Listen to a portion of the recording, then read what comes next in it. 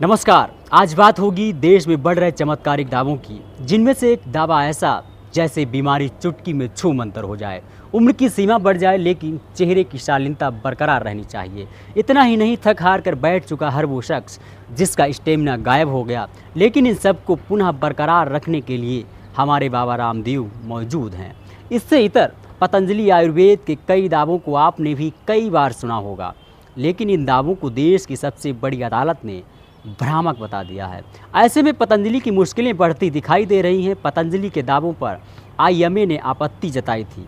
इतना ही नहीं, इसे भ्रामक ऐड बताकर गुमराह करने का आरोप भी लगाया था। बात सुप्रीम कोर्ट तक पहुंची और कोर्ट ने पतंजलि से भ्रामक विज्ञापन नहीं देने के आदेश दिए, लेकिन पतंजलि ने सुप्रीम कोर्ट के आदेश को नज़रअंदाज कर दिया। ऐसे में अब कोर्ट ने एक्शन लेते हुए कंपनी और मैनेजिंग डायरेक्टर आचार्य बालकृष्ण को अवमानना का नोटिस जारी किया है।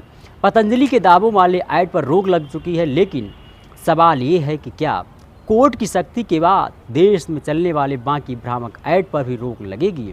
और सवाल सबसे बड़ा ये भी है, क्या देश में स्वास्थ्य के प्रति लोगों को और गुमराह करने की कोशिश की जाएगी? खबर 2 दिन पुरानी है, लेकिन आज हम बताएंगे क्या केंद्र सरकार बाबा रामदेव पर एक्शन लेगी। वही रामदेव जो ओबीसी वर्ग के लिए कुछ ऐसा बोल गए थे। जनाब, आपको तो पता ही है, 21वीं सदी है दौर जहां बोलने से पहले ही सब कुछ वायरल हो जाता है। इसलिए फड़फड़ाती जुबान पर उन सभी को लगाम लगाने की ज़रूरत है ताकि कल का भविष्य बेहतर बन सके। अगस्त 2022 की बात है। इंडियन मेडिकल एसोसिएशन यानी आईएमए ने शीर्ष अदालत में एक याचिका दायर की, जब पतंजलि ने एलोपैथी द्वारा फैलाई गई गलत फहमियों, फार्मा और मेडिकल उद्योग द्वारा फैलाई गई गलत फहमियों से खुद को और देश को बचाएं शीर्षक से एक विज्ञापन प्रकाशित किया। याचिका में ऐसे कई उदाहरण को स्याही से नक्काशी की गई है।